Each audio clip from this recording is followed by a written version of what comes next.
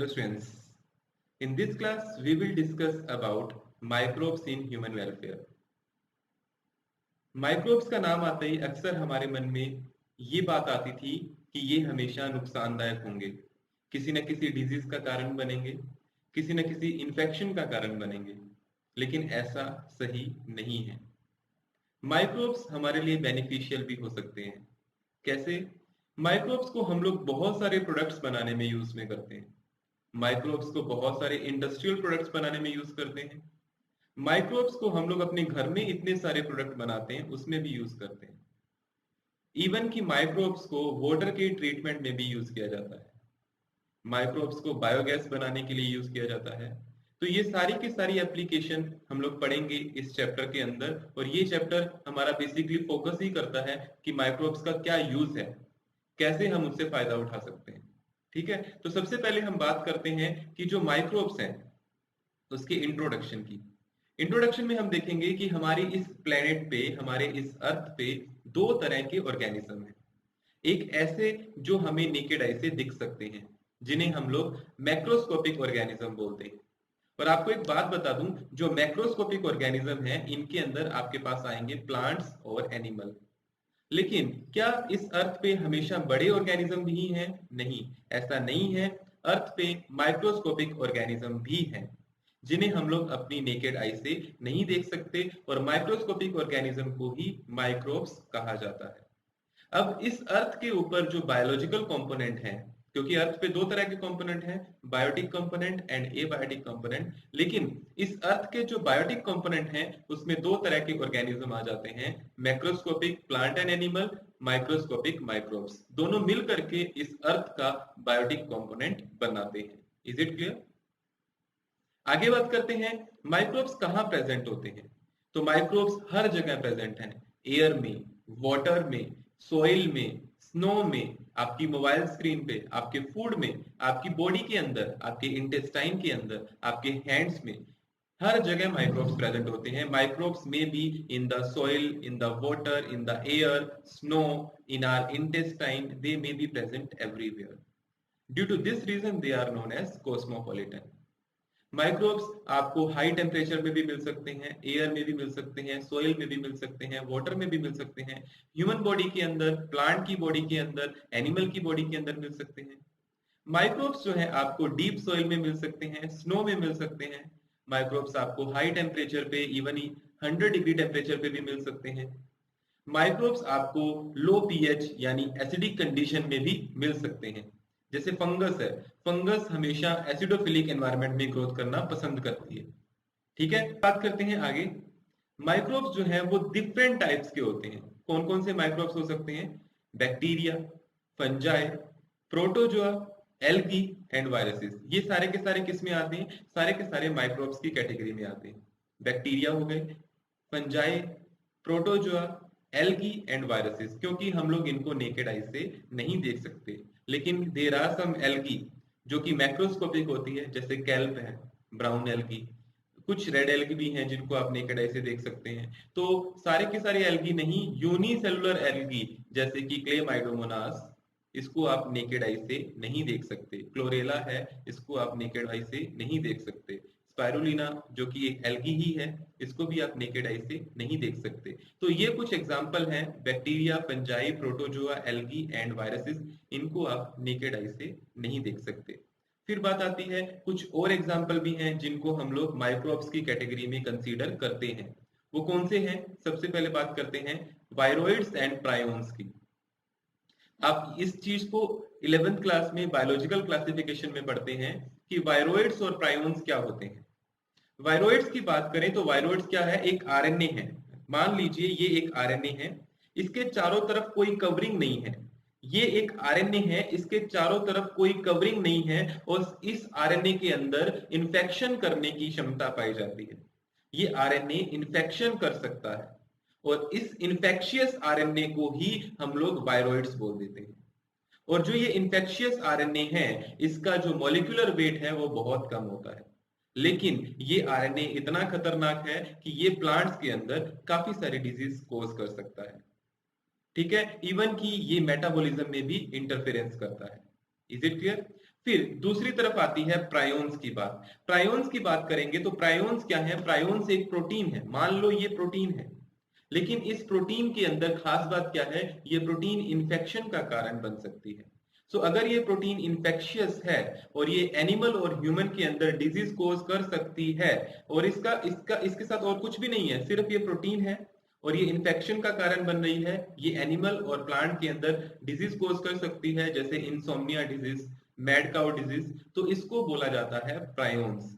तो वायरोइड्स और प्रायोन्स को भी माइक्रो ऑर्गेनिज्म में या फिर माइक्रोब्स में कंसीडर किया जाता है, क्योंकि इनके अंदर इन्फेक्शन करने की क्षमता होती है, डिजीज कोज करने की क्षमता होती है।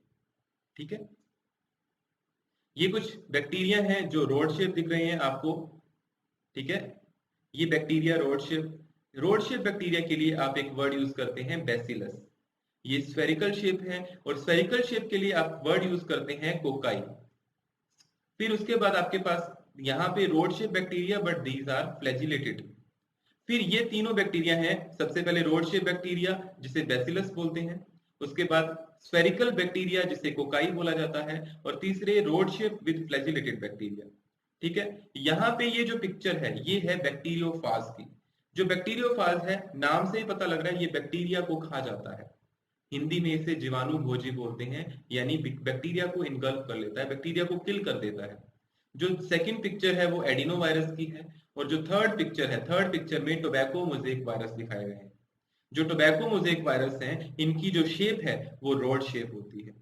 ठीक है, ये पिक्चर में कुछ ऑर्गेनिज्म आपको दिखाए गए हैं। रोड शेप के लिए हम लोग वर्ड यूज करते हैं बेसिलस, स्फेरिकल के लिए कोकाई, और ये बैक्टीरियोफाज, एंड देन इसके बाद एडिनोवायरसिस, और लास्ट में है टोबैको मोज़ेक वायरस।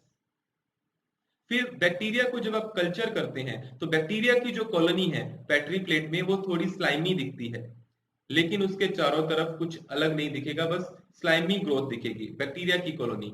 ये बैक्टीरिया की कॉलोनी आपको बिल्कुल स्टीक दिखेगी, लेकिन फंगस की कॉलोनी आपको कॉटन की तरह दिखती है। कॉटनी ग्रोथ होती है उस पे, जैसे कॉटन होती है ना, रुई होती है, बिल्कुल वैसी ग्रोथ होती है। आपने देखा होगा कभी कभी ब्रेड के ऊपर या रोटी के ऊपर कॉटन जैसी ग्रोथ आ जाती है, वो फंगस की ग्रोथ होती है। लेकिन बैक्टीरिया की ग्रोथ कभी भी कॉटन जैसी नहीं होती। बैक्टीरिया की ग्रोथ जो है बिल्कुल स्टिकी और स्टिक होती है, लेकिन फंगस की ग्रोथ जो है वो थोड़ी मतलब स्कैटर्ड भी होती है और कॉटन जैसी भी होती है। ठीक है, फिर बात आती है माइक्रोब्स, जैसे कि बैक्टीरिया हैं या फिर फंजाई हैं, इनको आप ग्रोथ करा सकते हैं, इनकी कॉलोनीज को ग्रोथ करा सकते हैं पेट्री प्लेट के अंदर। मान लो ये पेट्री प्लेट है, इसके अंदर मीडिया भर लिया, जो मीडिया आपको चाहिए जिसके अंदर आप बैक्टीरिया और फंजाई की ग्रोथ कर सकते हैं, क्योंकि इन्हें खाने पीने को दोगे तभी तो ये ग्रोथ करेंगे। तो ये मैंने पेट्री प्लेट ली, इसके अंदर स्टेरलाइज मीडिया भरा। मीडिया के अंदर आप न्यूट्रिएंट मीडिया यूज करते हैं, प्लस फंगस के लिए अलग मीडिया होता है, बैक्टीरिया के लिए अलग मीडिया होता है। इसको सॉलिड बनाने के लिए इसमें न्यूट्रिएंट अगार डाल देते हैं। इसमें अगार डालेंगे, अगार आपको एल्गी से मिलता है, रेड एल्गी से। उस अगार को आप डालोगे तो आपका मीडिया सॉलिड हो जाता है। तो अगार को मीडिया को सॉलिडिफाई करने के लिए यूज किया जाता है। ठीक है, उसके ऊपर सॉलिड मीडिया के ऊपर आप बैक्टीरिया और फंगस की ग्रोथ करवा सकते हैं। फिर आगे की बात देखते हैं। इनकी जो कॉलोनीज हैं इनको आप नेकेड आई से देख सकते हैं, लेकिन आप बैक्टीरिया को नेकेड आई से नहीं देख सकते। यहाँ पे देखो आपको डॉट डॉट डॉट डॉट दिख रहे हैं पेट्री प्लेट के अंदर। ये जो डॉट डॉट डॉट डॉट है ये क्या है? ये बैक्टीरिया की कॉलोनीज हैं। ये बैक्टीरिया नहीं है, ये बैक्टीरिया की कॉलोनीज हैं। तो कभी भी आप बैक्टीरिया को नेकेड आई से नहीं देख सकते, बैक्टीरिया की कॉलोनी को नेकेड आई से देख सकते हैं। ठीक है, फिर बात आती है ऐसे कल्चर से हमें क्या फायदा मिलता है? ऐसे कल्चर से हम माइक्रोब्स की स्टडी कर सकते हैं, हम उनकी मॉर्फोलॉजी के बारे में, उनके अपीयरेंस के बारे में जान सकते हैं, और उनकी कॉलोनी को उठा करके माइक्रोस्कोप में ऑब्जर्व कर सकते हैं। तो ये हमें माइक्रोब्स की स्टडी में बहुत ज्यादा मदद करती है। ठीक है, अब माइक्रोब्स जो हैं इसके दोनों तरह के इफेक्ट्स हैं, हार्मफुल इफेक्ट्स भी हैं और बेनिफिशियल इफेक्ट्स भी हैं। हार्मफुल इफेक्ट्स और यूजफुल माइक्रोब्स की बात करेंगे यहाँ पे। तो हार्मफुल में क्या करते हैं? ये डिजीज का कारण बन सकते हैं, दे कैन कोज डिजीज, ये इन्फेक्शन का कारण बन सकते हैं। They can cause food poisoning, ये हमारे अंदर अगर हम कुछ खराब खा लेते हैं तो पेट में गुड़गुड़ हो जाती है ना, तो वो गुड़गुड़ जो है यानी लूज मोशन या डिसेंट्री या डायरिया, तो ये सारी प्रॉब्लम फूड पॉइजनिंग के कारण होती है। और फूड पॉइजनिंग क्यों होती है? क्योंकि आप जो फूड खाते हैं वो कंटेमिनेटेड होता है, उसके अंदर बैक्टीरिया या फिर उसके अंदर अदर पैथोजेंस होते हैं। ठीक है, फिर बात करते हैं यूजफुल माइक्रोब्स की। तो यूजफुल माइक्रोब्स जो है इसके अंदर आपके पास आ जाते हैं जिनको आप हाउस होल्ड प्रोडक्ट बनाने में यूज करते हैं, जैसे कर्ड बनाने में लैक्टोबैसिलस, चीज, ब्रेड, इडली बनाने में। तो ये सारी की सारी हाउस होल्ड प्रोडक्ट हैं, इनको आप घर में तैयार करते हैं और इनको तैयार करने के लिए आप माइक्रोब्स को यूज करते हैं। कैसे करते हैं उसकी डिस्कशन हम डिटेल में पढ़ेंगे अभी। फिर कुछ इंडस्ट्रियल प्रोडक्ट हैं, जैसे एंटीबायोटिक्स। थोड़ा सा इन्फेक्शन होता है तो आप लोग एंटीबायोटिक खाते हैं, लेकिन वो एंटीबायोटिक्स आते कहाँ से हैं, उनका प्रोडक्शन कैसे किया जाता है, इंडस्ट्री में उनको कैसे बनाया जाता है, ये सारी चीजें हम लोग पढ़ेंगे। और इनके लिए हम लोग माइक्रोब्स को यूज करते हैं।